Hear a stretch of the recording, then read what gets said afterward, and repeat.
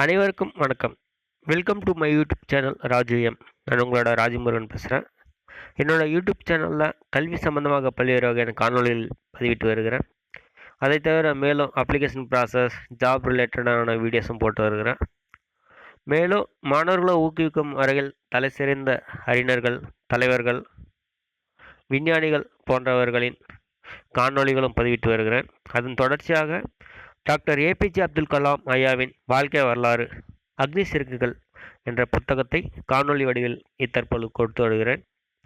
என்னோட யூடியூப் சேனலை இப்போ தான் ஃபஸ்ட் டைம் பார்க்குறீங்கன்னா மறக்காமல் சப்ஸ்கிரைப் பண்ணுங்கள். மேலும் உங்களோட ஃப்ரெண்ட்ஸ் அண்ட் ஃபேமிலிக்கு ஷேர் பண்ணுங்கள். உங்களுக்கு எது மாதிரியான கல்வி சம்பந்தமான காணொளிகள் வேணும் என்பதை பதிவிடுங்க. அதுக்கு தகுந்த மாதிரி நான் வீடியோ கிரியேட் பண்ணி அப்லோட் பண்ண போகிறேன். இப்போ வாங்க வீடியோக்குள்ளே போகலாம். ஸோ ஏபிஜே அப்துல் கலாம் அக்னி சிறகுகள் புத்தகத்தில் முனைதலில் ஃபஸ்ட் பார்ட் முன்னாடி பார்த்தோம். 47ஆம் பக்கம் வரைக்கும் பார்த்தோம். இப்போ இன்றைக்கி வந்து பார்த்தீங்கன்னா அதை தொடர்ச்சியாக இப்போ பார்க்க போகிறோம். ஓகேங்களா?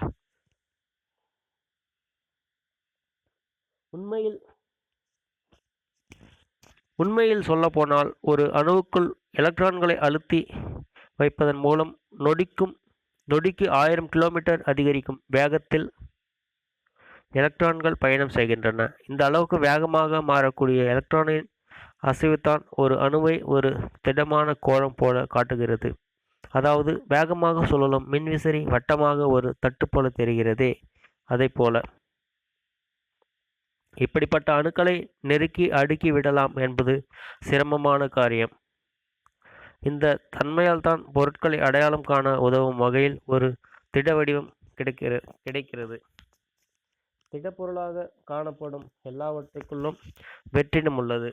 நிலையாக இருக்கும் எல்லாவற்றுக்குள்ளும் அதிவேகம் இயக்கம் உள்ளது. நமது வாழ்க்கையின் ஒவ்வொரு தருணமும் சிவபெருமானின் அற்புத நடனத்தைப் போலவே அமைந்துள்ளது. செயின்ட் ஜோசப் கல்லூரியில் நான் பிஎஸ்சி பட்டப்படிப்பில் சேர்ந்த சமயத்தில் உயர்கல்வியில் வேறு என்னென்ன வாய்ப்புகள் உள்ளன என்பது பற்றியெல்லாம் எனக்கு எதுவுமே தெரியாது. அறிவியல் மாணவனுக்கு கிடைக்கக்கூடிய வேலைவாய்ப்புகள் பற்றியும் எனக்கு சுத்தமாக தெரியாது. பிஎஸ்சியில் இடம் கிடைத்த பிறகுதான் அதில் இயற்பியல் எனக்கு பாடமாக இல்லை என்பதே தெரிய வந்தது.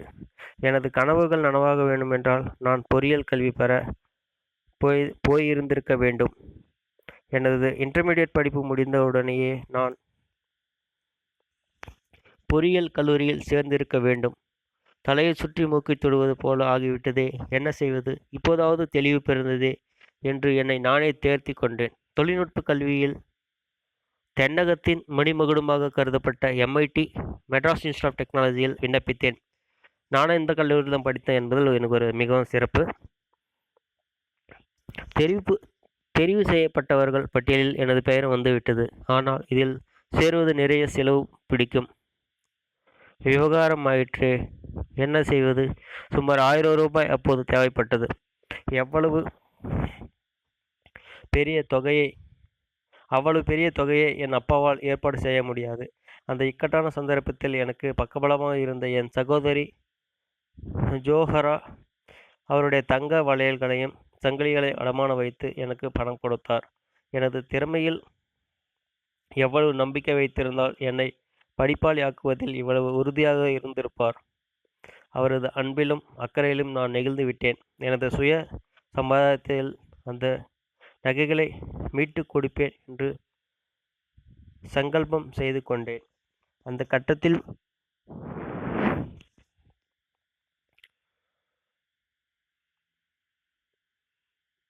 கட்டத்தில் பணம் சம்பாதிக்க எனக்கு தெரிந்திருந்த ஒரே வழி தீவிரமாக படித்து உதவித்தொகை பெறுவது மட்டுமே. MITயில் நான் கண்ட ஒரு காட்சி என்னை பரவசத்தில் திக்குமுக்காட வைத்தது. ஓரம் கட்டப்பட்டுவிட்ட 2 விமானங்கள் அவை. விமானத்தில் வெவ்வேறு விதமாக இயக்கங்கள் பற்றி செயல்முறை விளக்கம் அளிப்பதற்காக அந்த 2ஐயும் அங்கு நிறுத்தி வைத்திருந்தார்கள். அந்த விமானங்கள் மீது எனக்கு ஏதோ ஒரு இனம் புரியாத மோகம். எல்லா மாணவர்களும் விடுதிக்கு போன பிறகு நான் மட்டும் நீண்ட நேரம் தனியாக அவற்றின் அருகிலே அமர்ந்திருப்பேன். பறவையைப் போல் சுதந்திரமாக பறக்க வேண்டும் என்ற மனிதனின் விடாப்படியான உறுதியை நினைத்து அதிசயப்படுவேன். இந்த நினைவுகளில் என் மனம் சிறகு விரித்து பூரிப்படையும். முதல் வருட படிப்பு முடிந்தது. அடுத்த வருட ஒரு குறிப்பிட்ட பிரிவை நான் தெரிவு செய்ய வேண்டிய கட்டாயம் வந்தது. அது விமான பொறியியல் என்பதை கொஞ்சம் கூட தயங்காமல் முடிவு செய்தேன். எனது மனத்திரையில் என்னுடைய இலக்கு தெள்ளத் தெளிவாக தெரிந்தது. நான் விமான ஓட்டப் போகிறேன். விட்டு கொடுக்காத உறுதியான மனப்பான்மை என்பதில் நான் பின்தங்கியிருந்தாலும் வானத்தை எட்ட முடியும் என்பதில் எனக்கு சந்தேகம் இல்லை. எனது சாதாரணமான எளிமையான குடும்ப பின்னணியின் காரணமாக ஒருவேளை நான் அப்படி பின்தங்கி இருந்திருக்கலாம். இந்த தருணத்தில் பலதரப்பட்ட மனிதர்களுடன் தொடர்பு படுத்திக் கொள்வதற்காக விசேஷ முயற்சிகளில் இறங்கினேன். தடைகளும் ஏமாற்றங்களும் தடுமாற வைத்தன. குழப்பங்கள் என்னை அலைபாய வைத்த அந்த சந்தர்ப்பங்களில் எல்லாம் என் அப்பாவின் வார்த்தைகள்தான் என்னை நிலைகுலைய விடாமல் நெஞ்சுரம் தந்தன. மற்றவர்களை அறிந்தவன் பண்டிதன், தன்னை அறிந்தவன் தான் உண்மையான கல்விமான். விவேகம் தராத கல்வி பயனற்றது. நான் MITயில் படித்து கொண்டிருக்கும் போது என் சிந்தனையை செம்மைப்படுத்தி மெருகூட்டிய பெருமை 3 ஆசிரியர்களை சாரும். இவர்கள் எனக்கு வழங்கியவைத்தான் எனது பிந்தைய பணித்திட்டங்களுக்கு அடித்தளம். பேராசிரியர் ஸ்பாண்டர், பேராசிரியர் KVA பண்டலை, பேராசிரியர் நரசிங்கராவ் என்ற மும்மூர்த்திகள் அவர்கள். ஒவ்வொரு இடமும் ஒரு அபாரமான தனித்தன்மை பளிச்சிடும் ஆளுமை சக்தி உண்டு. இருந்தாலும் இந்த மூவரிடமும் ஒரு பொதுவான தன்மை உண்டு. அறிவுக்கூர்மையும் சளைக்காத செயல் வேகமும் கொண்ட இவர்கள் மாணவர்களின் அறிவு பசிக்கு தீனி போடுவதில் கெட்டிக்காரர்கள். காற்றின் வேகம், செயல்திறன், விளைவுகள் பற்றி காற்று இயக்க அறிவியலை ஏரோடைனமிக்ஸ் எனக்கு பேராசிரியர் ஸ்பாண்டர் கற்றுத்தந்தார். ஆஸ்திரிய நாட்டை சேர்ந்த அவர் விமான தொழில்நுட்பம் பற்றிய நடைமுறை அனுபவத்தில் கரை கண்டவர். 2ஆம் உலக யுத்தத்தின் போது நாஜிகளிடம் இவர் சிக்கிக்கொண்டார். கொடுமையான பிணை கைதி முகாமில் கான்சன்ட்ரேஷன் கேம்ப் இவரை சிறை வைத்திருந்தார்கள். எனவே இயல்பாக இவருக்கு ஜெர்மனியர்கள் மீது கடுமையான வெறுப்பு. எங்களுடைய விமான கல்வித்துறைக்கு தலைவராக இருந்தவரோ ஜெர்மனியை சேர்ந்த பேராசிரியர் வால்டர் ரெப்பந்தின். அப்போது MITயின் இயக்குநராக இருந்தவர் டாக்டர் கர்டாங். தலைசிறந்த விமான பொறியாளர் இவர். 2ஆம் உலகப் போரின் மிக சக்தி வாய்ந்த ஒற்றை இருக்கை போர் விமானமான ஜெர்மன் ஃபோக் உல்ஃப் FW 190 என்பதை வடிவமைத்தவர் இவர். பின்னர் டாக்டர் கட்டாங் பெங்களூரில் உள்ள இந்துஸ்தான் ஏரோநாட்டிக்ஸ் லிமிடெட் நிறுவனத்தில் சேர்ந்தார். HF-24 மாருத் என்ற இந்தியாவின் முதல் ஜெட் போர் விமானத்தை வடிவமைத்தவரும் இவரே. ஆத்திரமூட்டும் சூழ்நிலையில் கண்டு கொள்ளாமல் தமது தனித்தன்மையை காப்பாற்றி கொண்டவர் பேராசிரியர் ஸ்பாண்டர். தொழில் நெறிகளில் வலுவாமல் இருந்தார். எப்போதுமே அவரிடம் அமைதி தழுவும், ஆற்றல் பொங்கும். சுய கட்டுப்பாட்டில் அவர் வல்லவர். நவீன தொழில்நுட்பங்களை எல்லாம் விரைநுனியில் வைத்திருப்பார். மாணவர்களும் அதுபோல இருக்க வேண்டும் என்று எதிர்பார்ப்பார். விமான தொழில்நுட்ப பிரிவில் சேருவதற்கு முன்பு அவரிடம் ஆலோசனை கேட்டேன். எதிர்கால வாய்ப்புகள் பற்றி யாரும் கவலைப்படவே கூடாது. மாறாக வலுவான அடித்தளம் அமைப்பது, அது பற்றி ஆர்வம், தேர்வு செய்துள்ள துறையில் தீவிரமான நாட்டத்தை வளர்த்து கொள்வது என்பதுதான் மிகவும் முக்கியம் என்று என்னிடம் சொன்னார். கல்வி வாய்ப்புகளிலோ தொழில்துறை அடிப்படை கூட்டமைப்புகளிலோ இந்தியர்கள் ஒன்றும் சளைத்தவர்கள் அல்ல. ஆனால் தேவையான துறைகளை எப்படி பாகுபடுத்தி தேர்வு செய்வது, அந்த அடிப்படையில் ஒன்றை தேர்வு செய்வது என்பதில் அவர்கள் கோட்டை விட்டு விடுவது தான் பிரச்சனை என்று பேராசிரியர் ஸ்பாண்டர் சொல்வதுண்டு. எதற்காக விமான பொறியியல், எலக்ட்ரிக்கல் இன்ஜினியரிங் ஏன் படிக்கக்கூடாது, மெக்கானிக்கல் இன்ஜினியரிங் படித்தால் என்ன என்றெல்லாம் யோசிப்பதில்லை. விசேஷ பயிற்சி பெற்ற அதில் நிபுணர் ஆவதற்கு ஒரு பிரிவை தேர்ந்தெடுக்கும்போது தங்களுடைய உள்ளார்ந்த உணர்வுகளும் லட்சியங்களுக்கும் அது சரிப்பட்டு வருமா என்பதைத்தான் முக்கியமாக கவனித்து ஒவ்வொருவரும் முடிவு செய்ய வேண்டும். இதை நான் நடைமுறை அனுபவம் பெறாத அனைத்து பொறியியல் மாணவர்களுக்கும் சொல்லிக் கொள்ள விரும்புகிறேன். விமான கட்டமைப்பு வடிவமைப்பதும் ஏரோஸ்ட்ரக்சர் டிசைன் அதன் பகுப்பாய்வையும் பேராசிரியர் KAV பண்டலை எனக்கு கற்பித்தார். உற்சாகம் பொங்கும் தோழமையான ஆர்வத்துடிப்பான ஆசிரியர் அவர். ஒவ்வொரு வருடமும் போதனை திட்டத்தில் புது புது அணுகுமுறைகளை அறிமுகப்படுத்துவார். கட்டமைப்பு பொறியியல் ஸ்ட்ரக்சரல் என்ஜினியரிங் ரகசியங்களை எங்களுக்கு வெளிப்படுத்தி காட்டியவர் அவர்தான். அவரிடம் கற்றுக்கொண்ட மாணவர்கள் இன்றைக்கு கூட மேதாவிலாச நேர்மையிலும் அறிவாற்றலிலும் அவர் உயர்ந்தவர் என்பதை ஒப்புக்கொள்வார்கள். அடாவடித்தனத்தின் சாயலை கூட அவரிடம் காண முடியாது. வகுப்பறையில் அவர் பாடம் நடத்தும்போது சில கட்டங்களில் அவரோடு முரண்பட்டு பேச மாணவர்கள் தயங்கவே மாட்டார்கள்.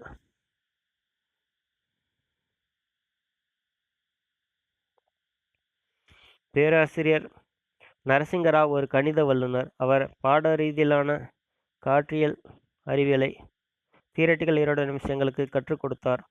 திரவ இயக்க அறிவியல் ஃப்ளூயிட் டைனமிக்ஸ் பற்றி அவர் பாடம் நடத்தும் பாங்கு இன்னமும் என் நினைவில் நிற்கிறது. அவருடைய வகுப்புக்கு சென்ற பிறகுதான் இயற்பியலின் கணித அடிப்படையிலான மாறுபாடுகளை நான் ஆர்வத்துடன் படிக்க ஆரம்பித்தேன். ஒரு மருத்துவர் போல் அறுவை சிகிச்சை கத்தியை எடுத்துக்கொண்டு விமான வடிவமைப்பை ஆய்வுக்கூடத்திற்கு நான் வருவதாக விமர்சிப்பார்கள். ஒருவேளை பேராசிரியர் ராவைப்போல் நான் இருந்திருக்காவிட்டால் காற்று இயக்கம் பற்றி சமன்பாடுகளுக்கு ஆதாரங்களை தேடி அலையும் தாகம் எனக்கு ஏற்பட்டிருக்காது. விமான வடிவமைப்பை அறிவியல் என்பது ஒரு வசீகரமான பாடம். சுதந்திரத்திற்கான முழுமையே இதற்குள் அடங்கியுள்ளது. விடுதலை, தப்பித்தல், தகர்த்தல், இயக்கம், சுற்றுதல், ஓட்டம், இந்த ஒவ்வொன்றுக்கும் இடையே உள்ள பெரும் வேறுபாடுகள் தான் இந்த அறிவியலின் இரகசியங்கள். என்னுடைய ஆசிரியர்கள் இந்த உண்மையை எனக்கு விளங்க வைத்தார்கள். அவர்களின் இடைவிடாத போதனை எனக்குள் இதை பற்றி ஒரு பிரமிப்பை உண்டாக்கியது. அவர்களின் புத்தி கூர்மை, தெளிவான சிந்தனை, நேர்த்தியல் நாட்டம் இவையெல்லாம் எனது ஆழமான கல்வி வேட்கையை கிளறிவிட்டது. சுருங்கும் தன்மை உள்ள பொருள்களுக்குள் ஏற்படும் இயக்கம், அதிர்வுகளும் அதிர்வலைகளும் உருவாகும் விதம், செயற்கையாக வேகத்தை அதிகரிக்கும் போது ஏற்படும் பிரிவுகள், அதிர்வுகள், நிறுத்தம், அதிர்வினால் உருவாகும்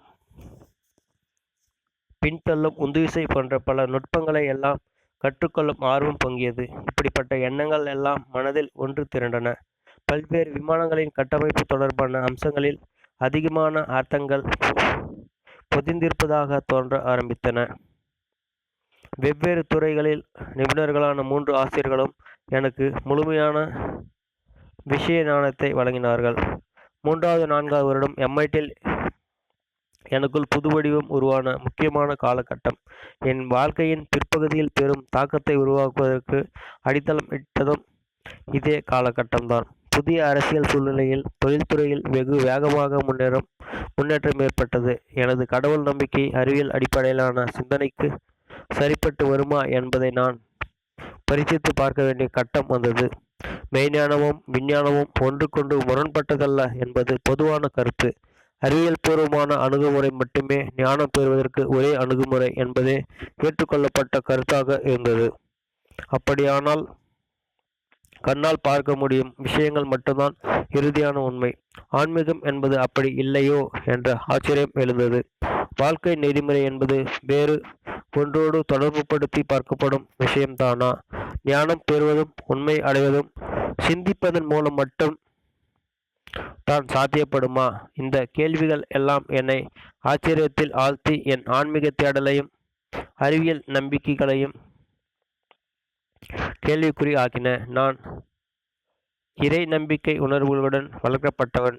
பொருள் சார்ந்த உலகத்திற்கு அப்பாற்பட்ட ஆன்மீக வாழ்க்கையில்தான் உண்மை அடங்கியிருக்கிறது என்ற போதனையில் வளர்ந்தவன் நான். உள்ளார்ந்த அனுபவத்தின் மூலமே அந்த ஞானத்தை பெற முடியும் என்ற நம்பிக்கை கொண்டவன் நான். என்னுடைய பாடத்திட்டம் முடிந்ததும் தாழ்வாக பறந்து தாக்கும் ஒரு போர் விமானத்தை வடிவமைக்கும் திட்டப்பணியை நானும் மற்ற 4 சக மாணவர்களும் கூட்டாக முடிக்க வேண்டும் என்ற பொறுப்பு கொடுத்தார்கள். ஏரோடைனமிக் டிசைன் வரையும் பொறுப்பை நான் எடுத்துக்கொண்டேன். எனது குழுவினர் ஒவ்வொருவரும் மற்ற பொறுப்புகளை பங்கிட்டு கொண்டார்கள். அப்போது MITயின் இயக்குநராக இருந்த பேராசிரியர் சீனிவாசன் தான் எனக்கு வடிவமைப்பு ஆசிரியர். ஒரு நாள் அவர் என் திட்டத்தின் முன்னேற்றம் பற்றி மதிப்பீடு செய்ய வந்தார். திட்டம் நம்பிக்கை தரவில்லை, ஏமாற்றம் அளிக்கிறது என்று அவரது முடிவை சொன்னார். தாமதத்திற்கான ஒரு டசன் காரணங்களை எடுத்து சொன்னேன். அவரோ சமாதானம் அடையவே இல்லை. கடைசியில் திட்டத்தை முடிப்பதற்கு 1 மாத கால அவகாசம் தரும்படி கெஞ்சினேன். கொஞ்சம் நேரம் உன்னை உன்னிப்பாக பார்த்து பேராசிரியர் சொன்னார். சரி கொஞ்ச நேரம் என்னை உன்னிப்பாக பார்த்து பேராசிரியர் சொன்னார். பார் இளைஞனே, இது வெள்ளிக்கிழமை பிற்பகல் நேரம். 3 நாள் அவகாசம் தருகிறேன். திங்கட்கிழமை காலையில் என்னிடம் கான்ஃபிகரேஷன் வரைபடம், விமானத்தின் அனைத்து அம்சங்களையும் விரிவித்து காட்டும் வரைபடம் வராவிட்டால் உங்களுடைய உதவித்தொகை நிறுத்தப்படும். நான் பாயடித்து போனேன். எனது உயிரோட்டமே அந்த உதவித்தொகைத்தான். அதை வாபஸ் வாங்கிவிட்டார்கள் என்றால் நான் நிராதரவாகி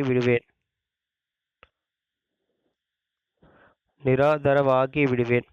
குறிப்பிட்ட கெடுவுக்குள் திட்டத்தை முடிப்பதை தவிர வேறு எந்த வழியும் எனக்கு தெரியவில்லை. அன்று இரவு முழுவதும் வரைப்பலகை முன் உட்கார்ந்திருந்தேன். இரவு உணவை துறந்தேன். அடுத்த நாள் காலை 1 மணி நேர இடைவெளியில் என்னை சுறுசுறுப்பாக்கி கொண்டு கொஞ்சம் சாப்பிட்டு விட்டு மறுபடியும் வேலையில் இறங்கினேன். ஞாயிறன்று காலை நேரம். என் வேலை கிட்டத்தட்ட முடியும் நிலை. வேறு யாரோ அறைக்கு வந்தது போல் உணர்வு. பேராசிரியர் சீனிவாசன் தொலைவில் இருந்து என்னை கவனித்துக் கொண்டிருந்தார்.